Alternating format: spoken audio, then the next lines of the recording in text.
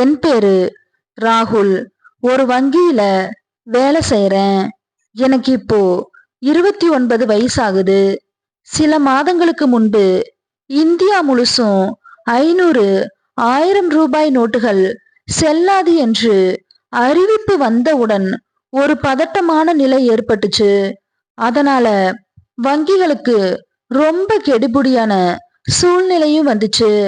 எல்லா கஷ்டத்திலையும் ஒரு நல்லது நடப்பது போல எனக்கும் ஒண்ணு நடந்தது. எப்போதும் போல பிஸியா இருந்தேன். இருந்தாலும் என்னை சுத்தி இருப்பவங்க மத்தியில நான் பிரபலமானேன். ஏன்னா தெரிஞ்சவங்க அனைவரும் என்னிடம் வந்து உதவி கேட்க ஆரம்பிச்சாங்க. அப்படி ஒரு இரவு என் வங்கி வேலையை முடிச்சிட்டு இரவு 10 மணிக்கு வீட்டுக்கு வந்தேன். என்ன சாப்பிடுன்னு தெரியாம இருந்தேன்.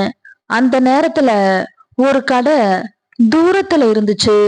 ஒரு நூடுல்ஸ் இருக்குதான்னு கேட்டேன். அப்போது கடையில் இருந்தவர் அங்கிருந்த ஒரு பெண்ணுக்கு சில்லறை கொடுத்துட்டு இருந்தாரு. உடனே என்னை பார்த்து, உங்களுக்கு தான் நன்றி சொல்லணும்.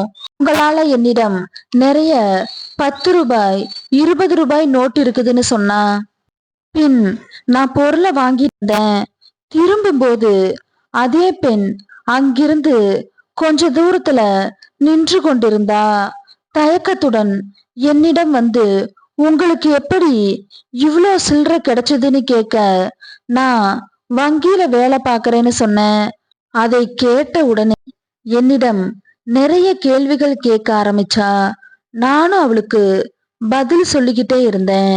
எனக்கு பசி வேற எடுக்க ஆரம்பிச்சது. மணி 11 ஆயிடுச்சு.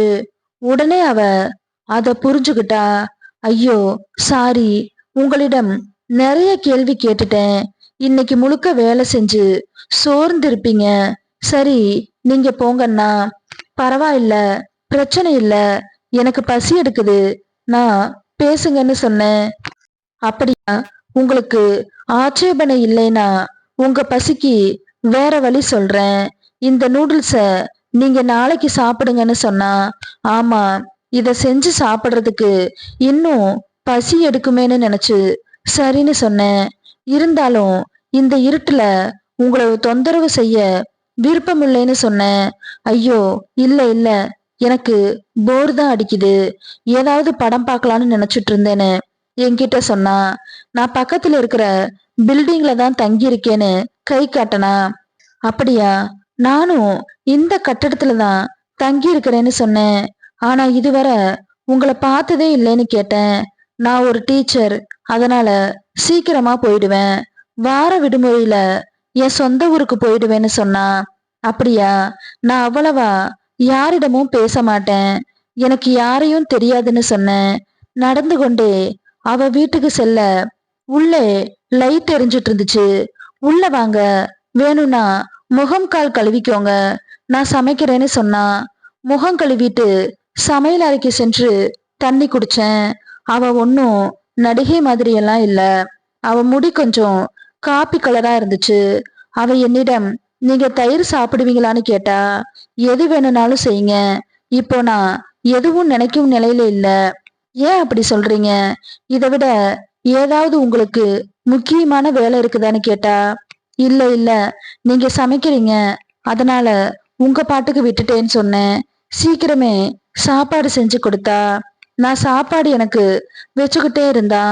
போதும் போதும்னு சொல்ல அவ சாப்பாட்டை வச்சுக்கிட்டே இருந்தா. ஏன் அப்படி சொல்றீங்க? போதுமா? என்ன சாப்பிட கொஞ்சம் மிச்சம் வச்சிருக்கிறீங்கன்னு கேட்டா. எனக்கு என்ன சொல்றதுன்னே தெரியல. அப்படியே அவளை பார்த்துக்கிட்டே இருந்தேன். நீங்க என்ன பார்த்துட்டு இருக்கிறத பார்த்தேன். விட்டா கடிச்சு சாப்பிடுவீங்க போல. எனக்கு ஒரு மாதிரியா இருந்தது. நீங்க அத பார்க்கலன்னு நினைச்சேன்னு சொன்னேன். பரவாயில்ல, நிறைய பேர் சொல்லியிருக்காங்கன்னா. அழகு என்பது சிறிய வார்த்தை, எனக்கு மட்டும் வாய்ப்பு கிடைச்சா அவ்வளவுதானே சொன்னேன். எனக்கு ஃபீலிங் ரொம்ப பிடிச்சிருந்தது. பாக்குறத விட நான் வெயிட் பண்றேன்னு சொன்னேன். சரி, உங்க பேங்க்ல நான் அக்கவுண்ட் வச்சிருக்கேன், அதுல எனக்கு பணம் போடணும், பணம் எடுக்கணும்னு சொன்னா. இதுல என்ன இருக்கு, எப்ப வேணாலும் வச்சுக்கலான்னு சொன்னேன். நன்றி.